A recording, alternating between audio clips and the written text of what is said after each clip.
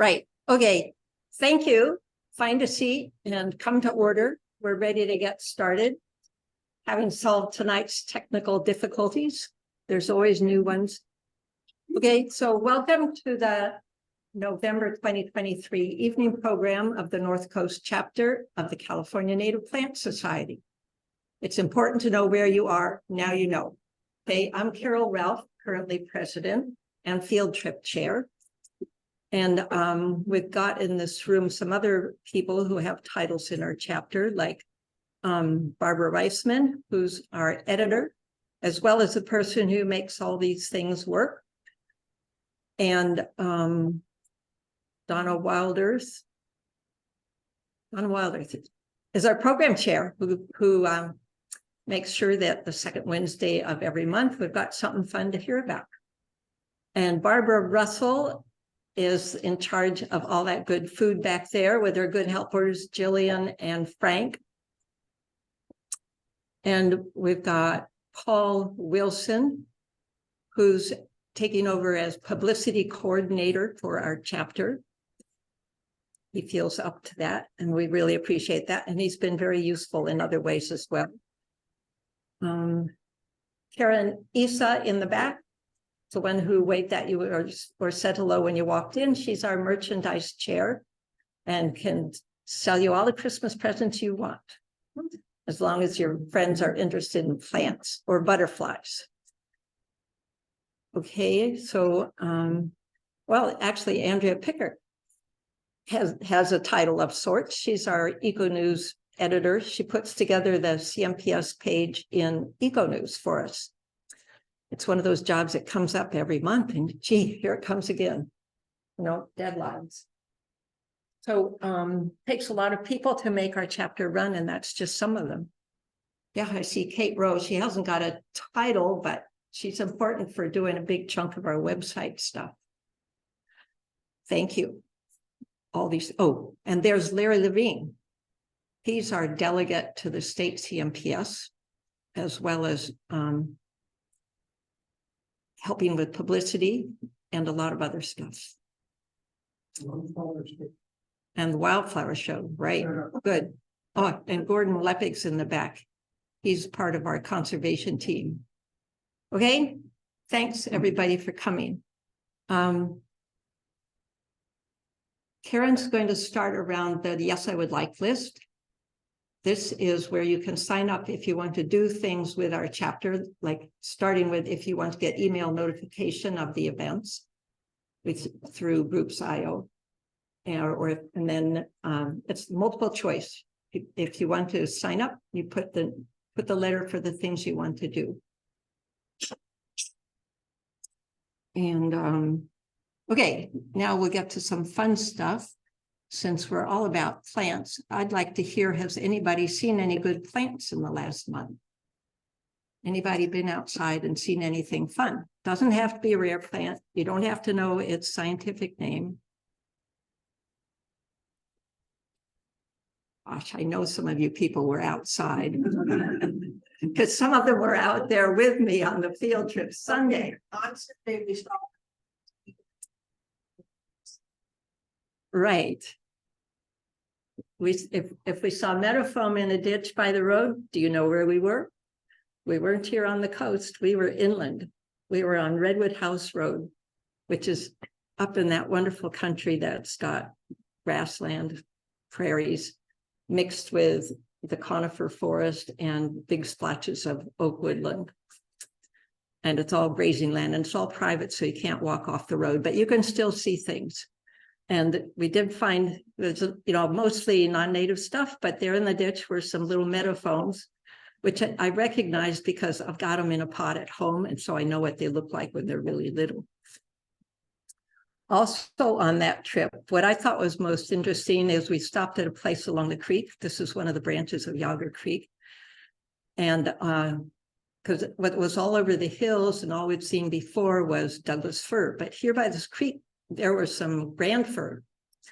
So I thought, well, that looks kind of different. And there happened to be a wide spot so we could stop. And there underneath the grand fir were a bunch of large shrubs with deciduous leaves that weren't familiar. No, it wasn't twinberry. It wasn't red flowering currant. It wasn't all these other things, but it had thorns about that long.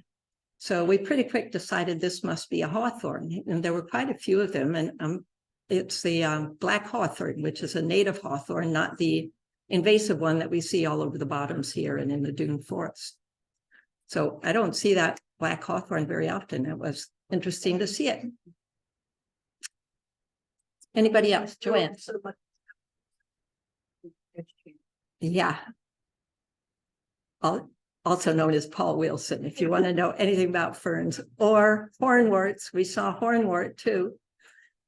Yeah, we learned some things about mosses that, yeah, you had to expand my mental image of what the sporophyte of a moss looks like. Okay, enough botany. Under announcements, if you need to buy native plants from our nursery, you can do that at our nursery down near Three Corners on Myrtle Avenue on Wednesday, Friday, and Sunday between 10 a.m. and 1 p.m., which is when we're there volunteering. And if you want to help us propagate plants at the nursery, you can sign up on the Yes, I Would Like list. That's one of the options. Okay. Any other announcements? Some of you other people who help me keep track of things? Okay. Well, then I'm going to put on another hat, different hat, and introduce the speaker, who I've known for a while because she and I both hang out by the Lanphier Dunes. Our house is there, and she has worked there for a real long time.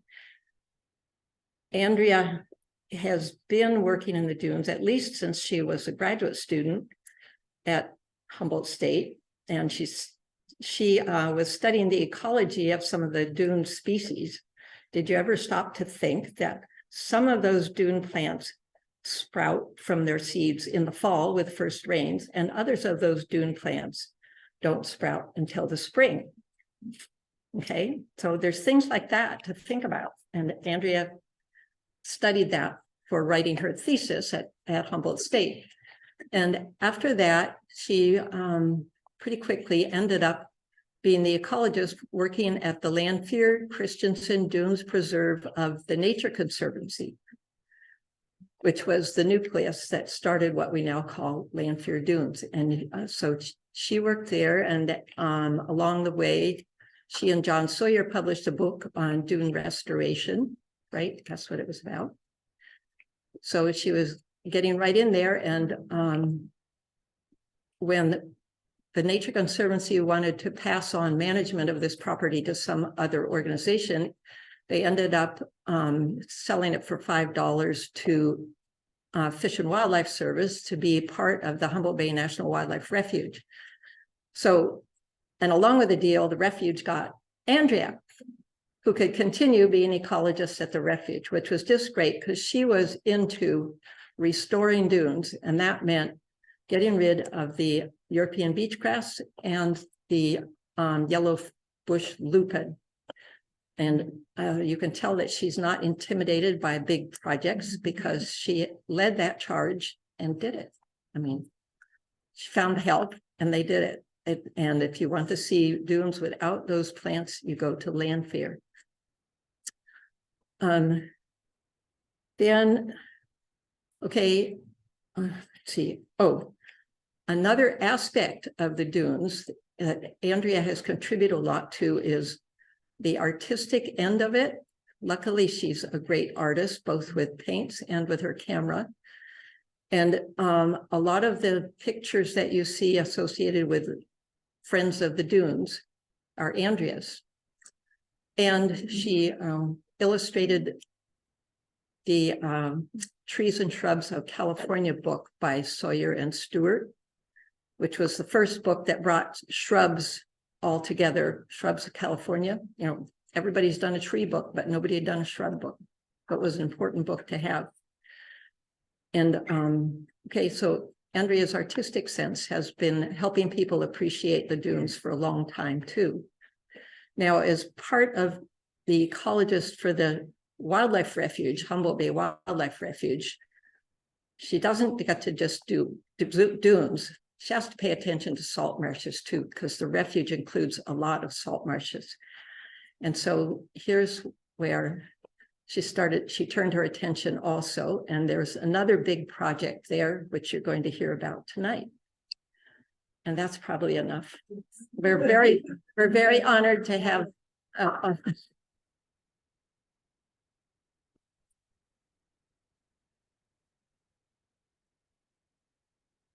Woo. That was a long introduction.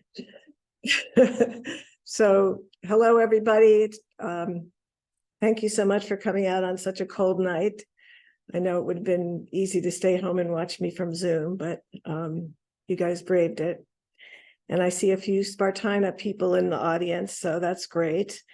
This is an exciting time to be talking about Spartina because there's been kind of a resurgence and a lot of progress going on now towards regional eradication.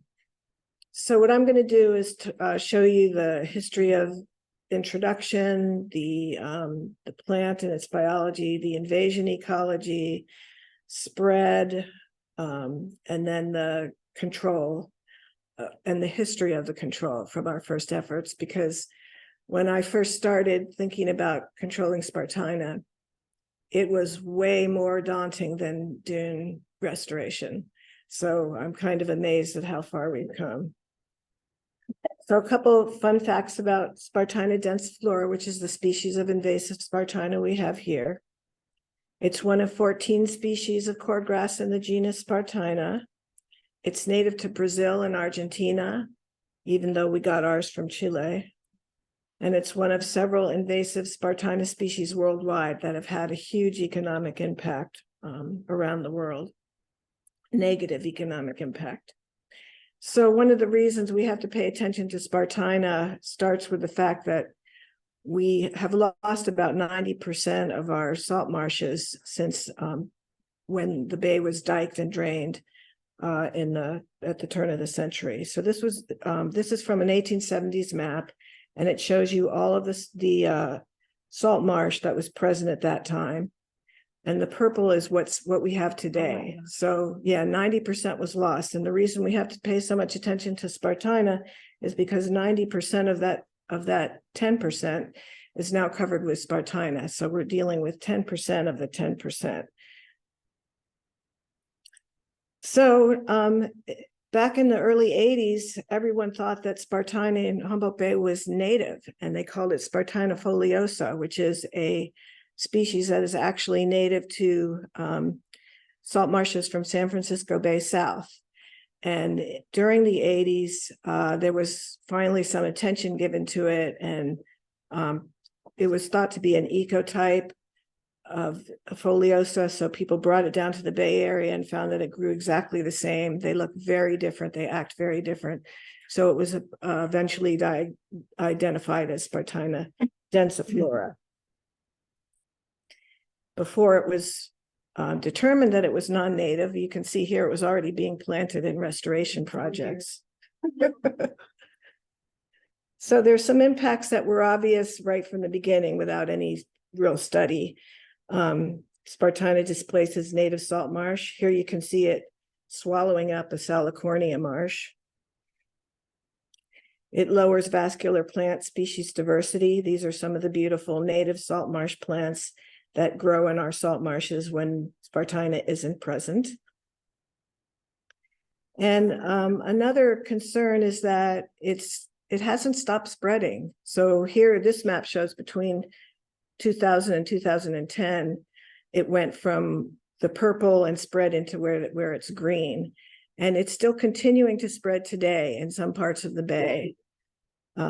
So, and in the places where it's already present, it's continuing to get denser, the density increases. So there's lots of reasons to control it sooner rather than later. Our focus on Spartina at the Humboldt Bay Refuge, or at the time the Lanfear Christensen Dunes, happened around the early 2000s when we started really noticing it coming in on our salt marshes. You can see the progression there. We also noticed another concern was that it doesn't just stick to salt marshes. It can grow in sandy substrates like the South Spit. Here it's growing in the Mad River estuary in fresh or slightly brackish waters that create really big, beefy plants. It likes that fresh water.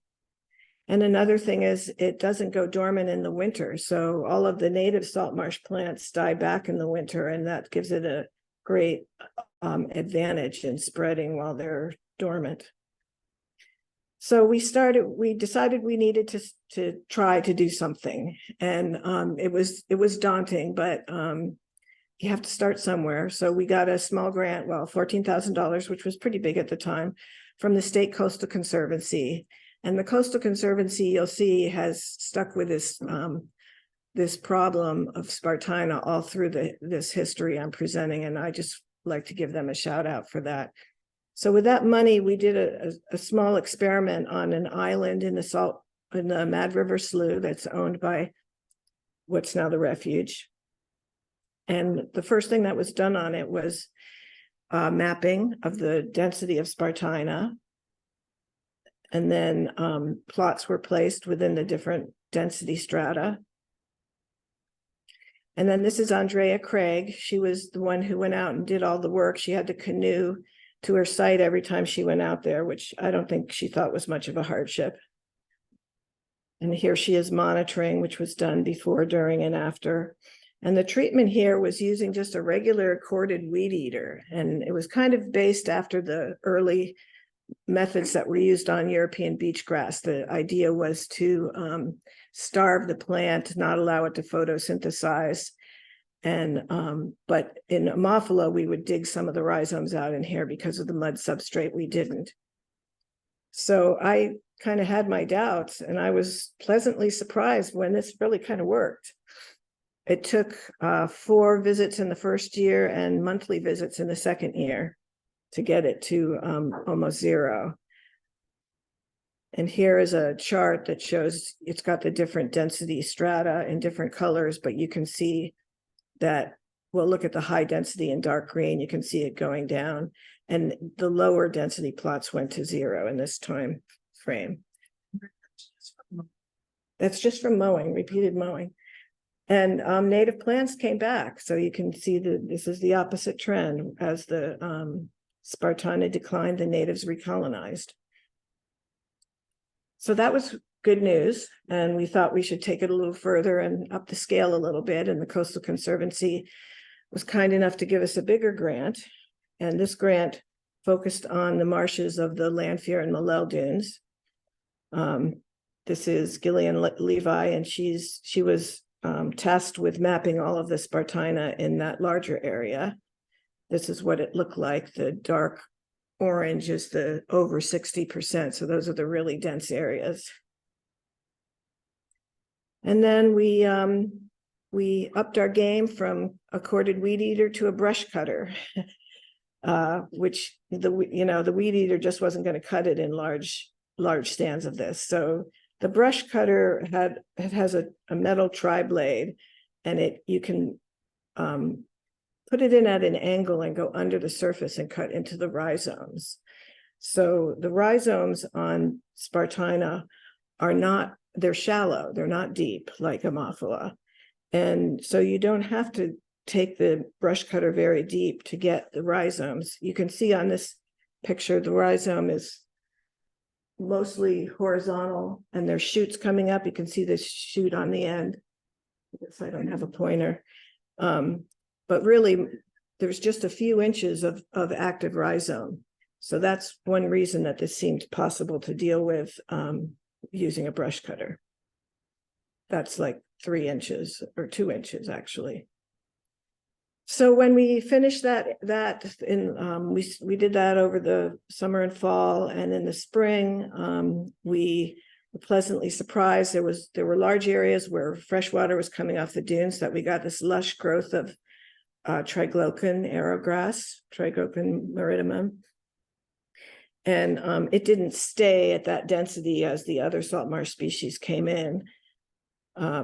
We did monitor the return of the natives, and we monitored the amount of resprouts and seedlings that came in.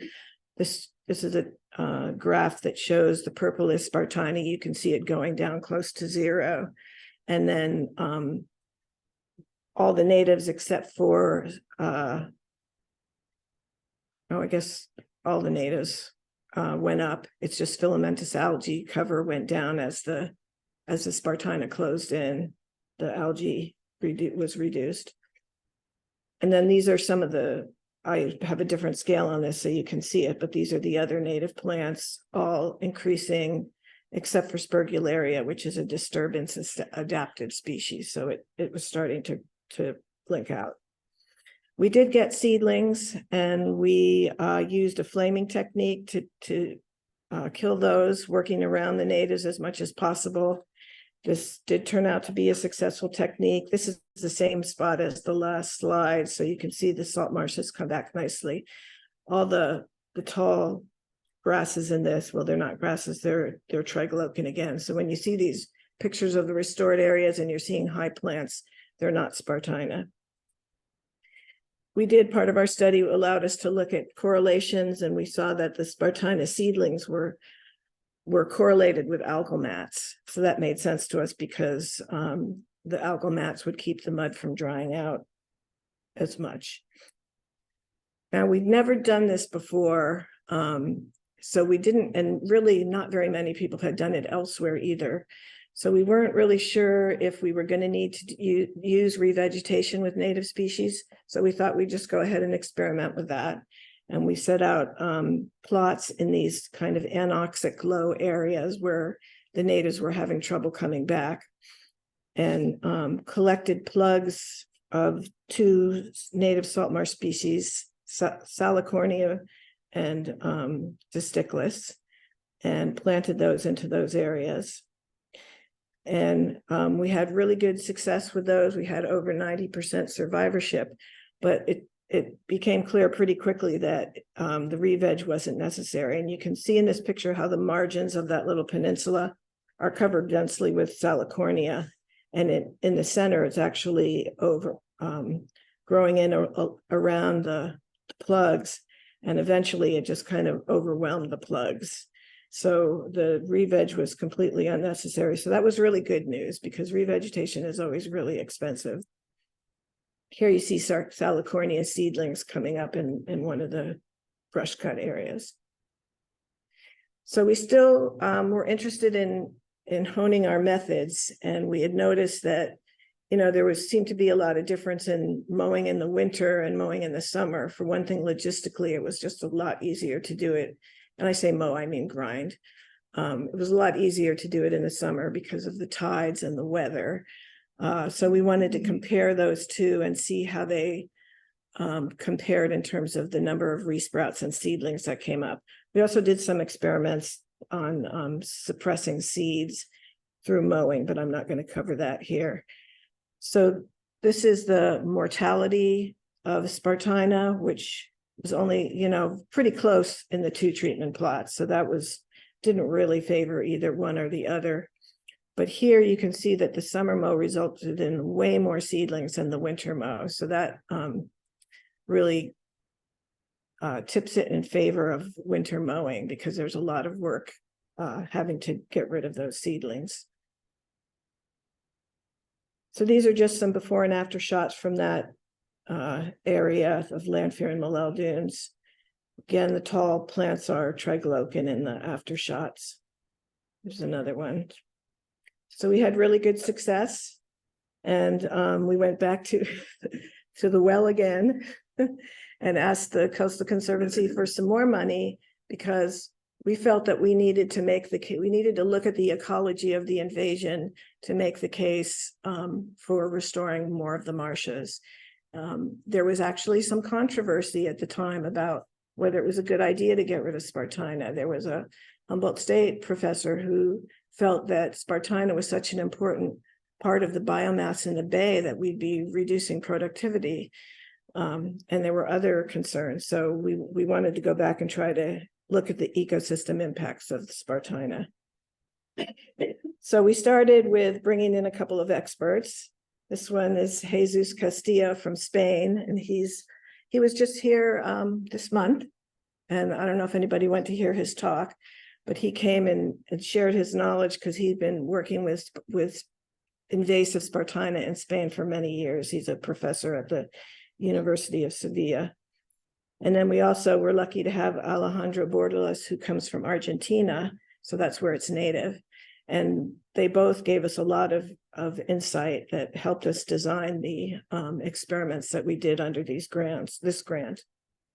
So some of the studies that were done, one was looking at the impact of Spartina on micro and macro algae. And in fact, it totally lowers the abundance and diversity of both micro and macro algae.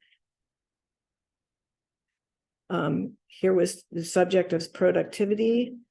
This was a thesis by Luc Lagarde, and this answered the question of, is it okay to take out such a productive plant? Well, Spartina had a higher above ground biomass, but he found that native marsh had a higher net primary productivity. If you look at these charts, the native plots are on the left and the invaded plots are on the right. The left chart shows how much Spartina is in the two types of plots, and the right is the benthic macroalgae. So you can see that the macroalgae disappear in the invaded plots.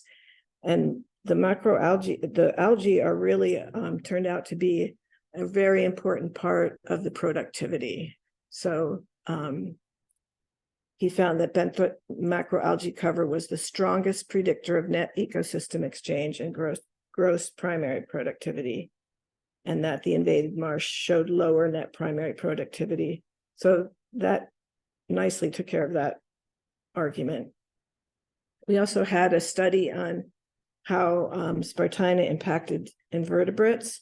This is Matt Mitchell, another graduate student from Humboldt State, who did his thesis on invertebrates and found the left is the Spartina marsh, the right is the restored marsh. Notice that the dominant species in the Spartina marsh is a non-native snail, which in the restored marsh goes to a much smaller component of the marsh. The diversity is a lot higher on the restored marsh. And in general, there were more terrestrial invertebrates in the Spartina marsh than the restored marsh. So Matt Johnson, who is or was, I don't know if he's retired, professor at Humboldt State, Cal Poly Humboldt, did a study on the bird use in Spartina marshes versus native marshes. And he looked at a couple different metrics. So abundance, he found that for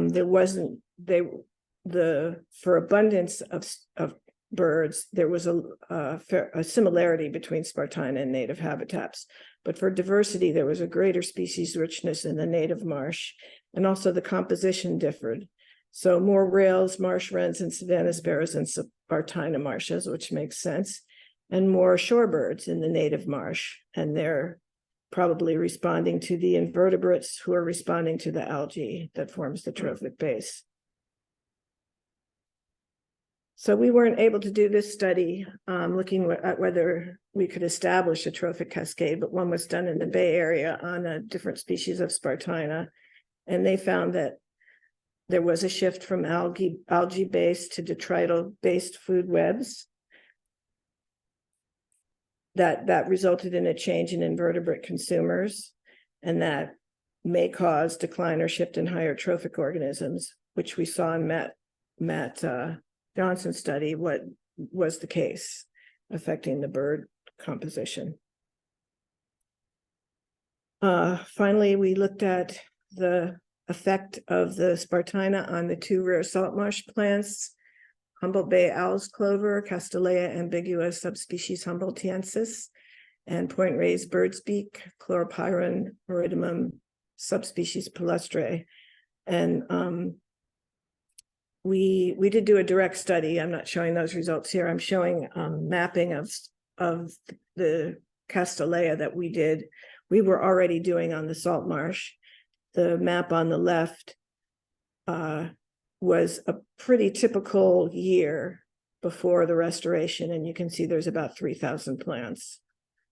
In 2009, 1 year after the restoration, that jumped to 79,000 plants. And the following year up to 100,000 plants. So these plants just were loving being released from competition from the Spartina. They didn't stay at that 2011 level. They're now, much higher than the 2004 one, but lower than the 2011. That's where they've kind of equilibrated. So seeds are a big reason why this plant is so challenging to control.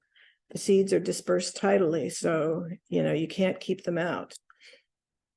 Kelsey McDonald did her thesis on dispersal of seeds. She modeled the circulation of the seeds through the bay and out of the bay. The Humboldt Bay region, she calculated, could be exporting an estimated 250,000 to 3.7 million seeds capable of drifting on surface currents for a month, and therefore able to invade the Pacific Northwest and the Central California coast. And some researchers up in Oregon used a drift card study to see where our Spartina might be going, our seeds. So those are all landings of the drift cards, the red and orange boxes. And this is all from a Humboldt Bay release. And you can see that they went south and north, but they went way up along Vancouver Island. And in fact, one card made it to Alaska. And Vancouver Island has a Spartina densiflora infestation, as does Puget Sound. So these probably came from our Spartina, and other estuaries would like us to not do that. Then we did a study on the seed bank. This was a 4-year study. If you're going to be taking out plants, you want to know what kind of return you're going to get through the seed bank. This was done by putting in plots that were 1/4 meter and stapled the screen down with a mesh size smaller than the seeds, so that no seeds could leave that plot and no new seeds could enter it. And we'd go back annually. Oh, we did that. We replicated those plots and then put them in 5 different marshes around the bay. And we'd go back annually and dig out a piece of the marsh substrate, which was a very thankless job and very muddy. And so we had to reward these workers with ice cream cones. And they go back to the office and sieve them. And then they had to really go down up close with a tweezer and sometimes a magnifying glass to separate out the seeds. But we did get some really good results from this. We ran it for 4 years and then we had to stop from funding ending. And you can see each of those is a salt marsh area. So Woodley Island, Elk River, South Spit, Jacoby Creek, and Mad River. Jacoby Creek had the highest seed bank. It's just huge amounts of seeds. Some, like the South Spit, had very few in the seed bank. So it's not a constant. But all of them definitely showed decline over time. And so as far as what remained from the first year, it was 100% in the first year, going down to 11% in the last year. So I think we felt that we had enough information now to really justify what we wanted to do.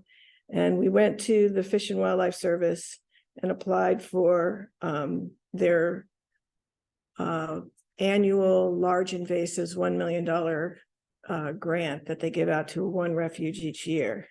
And in 2010, we were awarded that. Mm-hmm.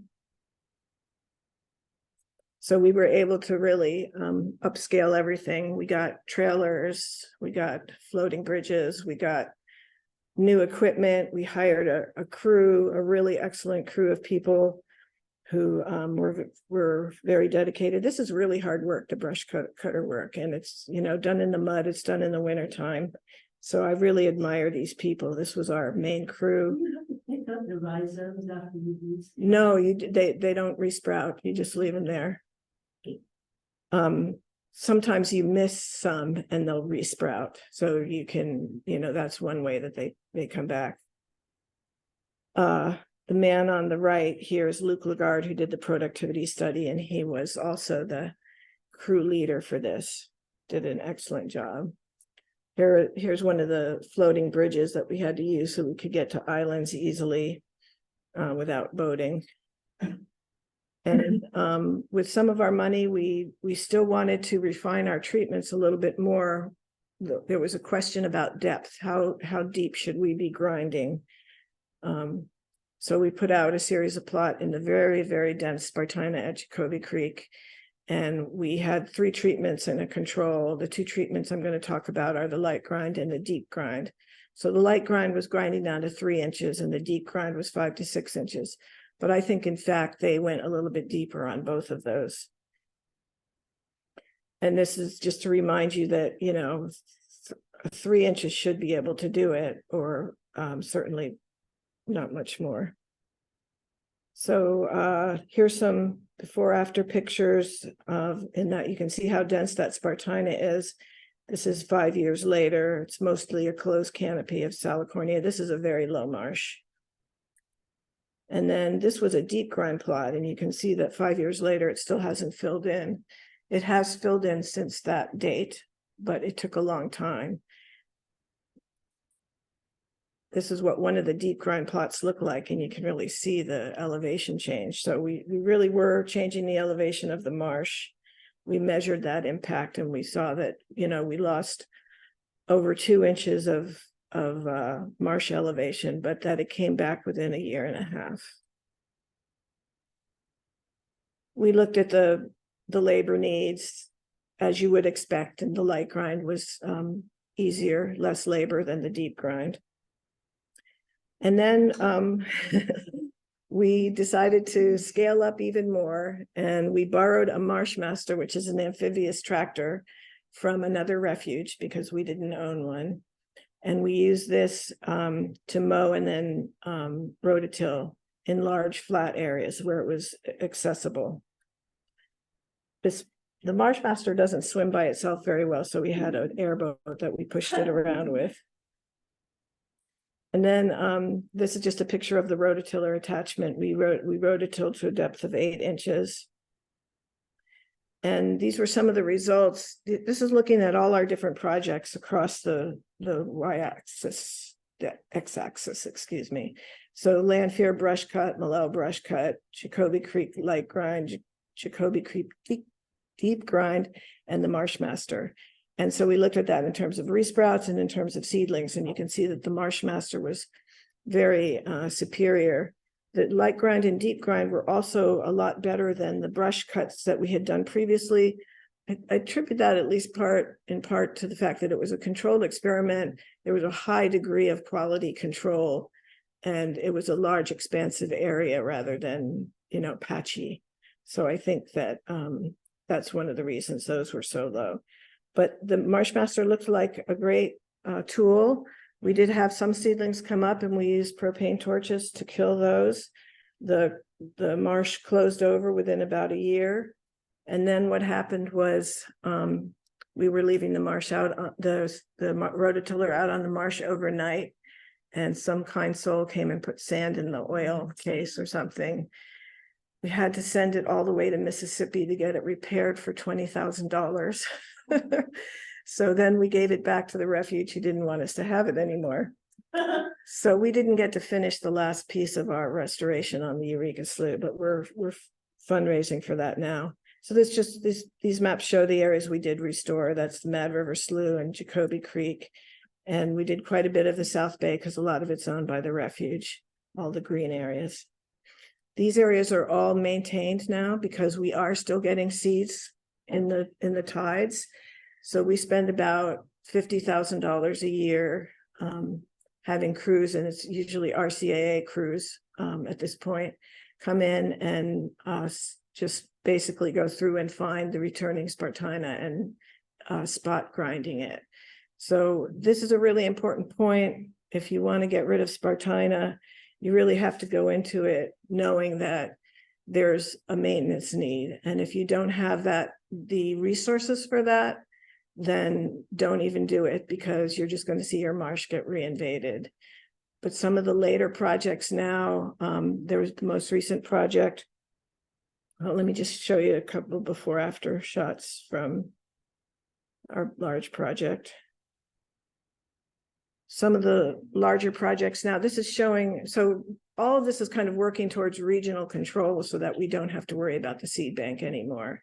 And the Coastal Conservancy did a plan and an EIR for regional control in Humboldt Bay and the Eel River some years ago. And so that's the goal here.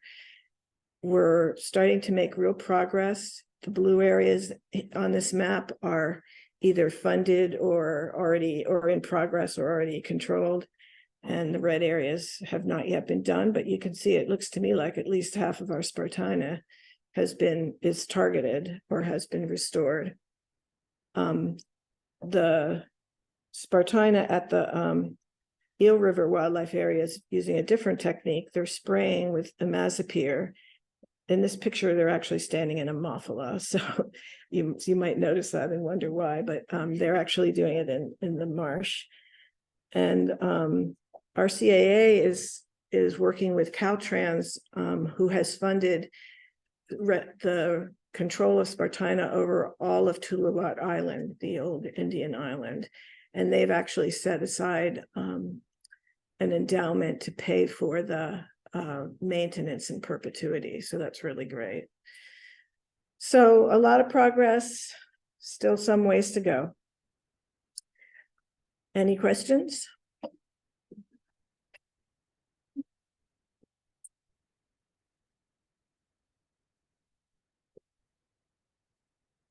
Will you rephrase it so everyone can? Sure.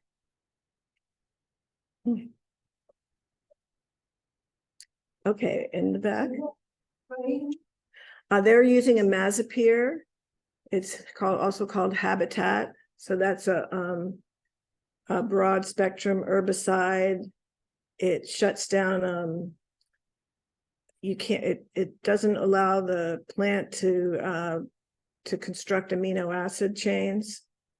Can't be which animals don't have. So it doesn't have that effect on animals. It's a relatively low toxicity herbicide. Yes. What extent since spark your Okay, so that question was whether sea level rise is involved with the recent spread of Spartina. I expect it probably is. We definitely have seen sea level rise here. We have the highest sea level on the West Coast right here in Humboldt Bay, although it's not constant all along the bay. And I think that it's likely that we are seeing Spartina go higher in elevation from that. Yes, Barbara. Are other places, you said the invasion is all up and down the coast. Are there other areas working on there? Yeah, so the question was, are other areas working on their Spartina? Well, Spartina alterniflora is being worked on big time in Washington and in San Francisco Bay. And they both were really well funded, one through a congressional allocation, and I forget how the other one got their money. So they've had great success. The densiflora, as to my knowledge, is not being controlled in those other areas in Washington and Oregon, or Washington and British Columbia, unfortunately. So they can tell them apart. Mm-hmm. Like, Alterniflora has leaves about this high oh, compared to this high. I had a question over here. I think we've convinced most of the people. There are definitely people who don't like what we're doing. I think it's more an argument about invasive species in general than Spartina in particular. They think invasives are naturalized and should be considered part of the community. Gordon. Look like it might after 4 or 5 years. Oh, the seed bank? Yeah. Yeah, so what's the longevity of the seed bank? Yeah, we got it down to 0 in 3 of the 5 sites after 4 years. And the other 2, I predict, would have been 1 or 2 years more. So you can, once we get regional eradication and stop the seeds from coming in, we'll stop getting new seed bank, and then we can deplete the seed bank. So it's very ambitious. And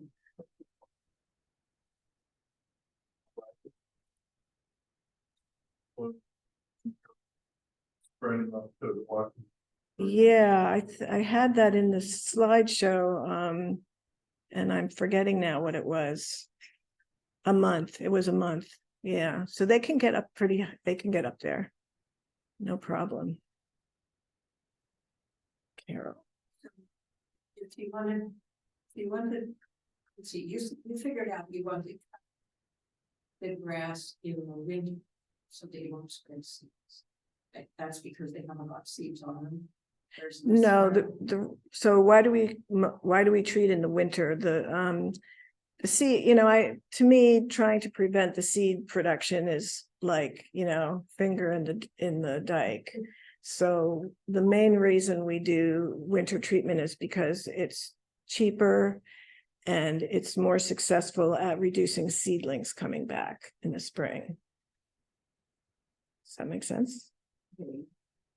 Be that meant that finger seeds dropped. Because of the seedlings. Yeah. It's hard to say because seeds wash in on every tide. So, like I said, finger in the dike.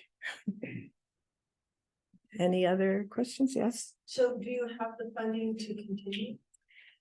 So we personally are going back for a second $1 million large invasive proposal. We'll see if we're successful on that. That's just to finish what's on our lands, mainly the Eureka Slough, which is a really big piece of salt marsh. But like I said, there's some pretty big funded projects right now. The Eel River Wildlife Area, I don't have the number. I don't know if anybody here has that. Gordon, do you know what kind of money that's costing the department? I'm sure it's big money, big bucks. So Andrea, are you doing the little finger sloughs that go into the Eureka? No, we can only work on our land. So then we have to work with partners or someone like RCAA who can get permission from the landowner to go on their property. So yes, it's going to become a public-private partnership, and that's always tricky too. Convincing the private landowners it's beneficial. Yes, Gordon. There was introduced down in San Francisco today. By us. Well, it was taken from here and introduced there. Well, they're treating it as part of their larger alterniflora campaign, so it's doing well. They're doing well down there. Yeah. Yeah. Yes. Andrea, I think I wanted before you talk. You have what proportion of this park plan is the properties that ourselves or other agencies report the plan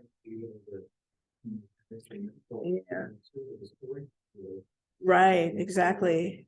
So I don't have that number, but it's definitely the majority is publicly owned. And there are different things we could do if a property owner doesn't want to kill the Spartina on their marsh. Maybe they would allow us to mow it annually or something. But we'll cross that bridge when we get to it. Okay, well, thank you. Oh, one more, sorry.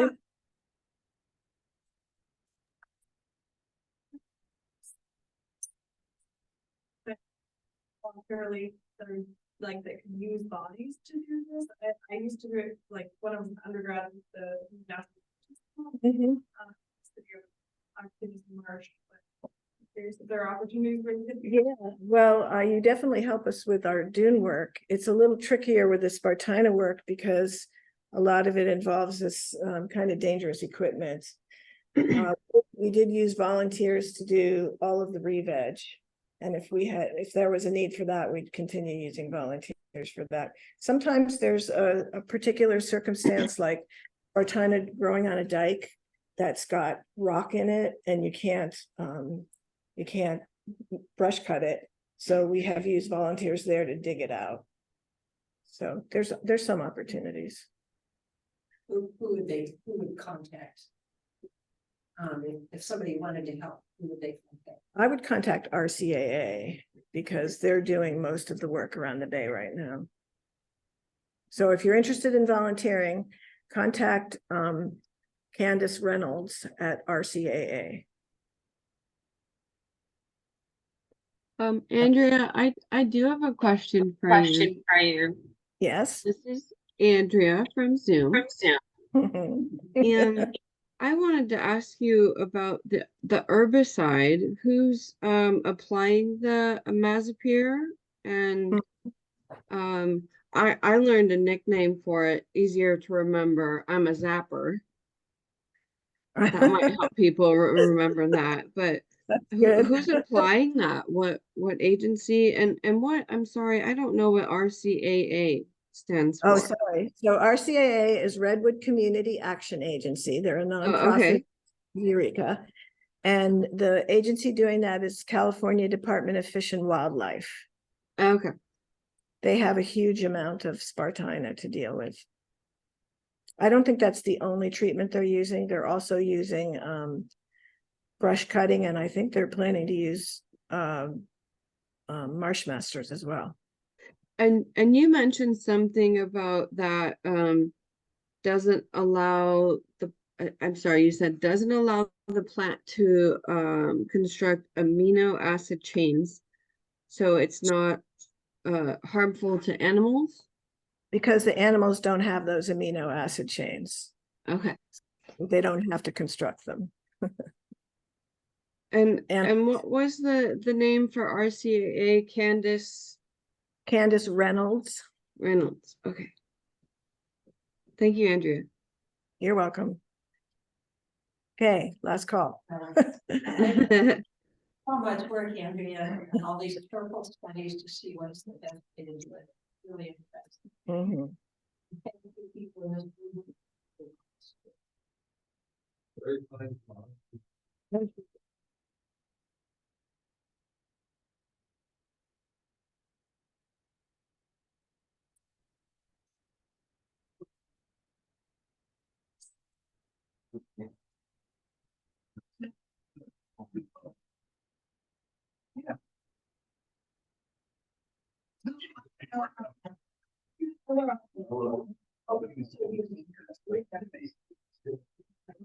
Hello.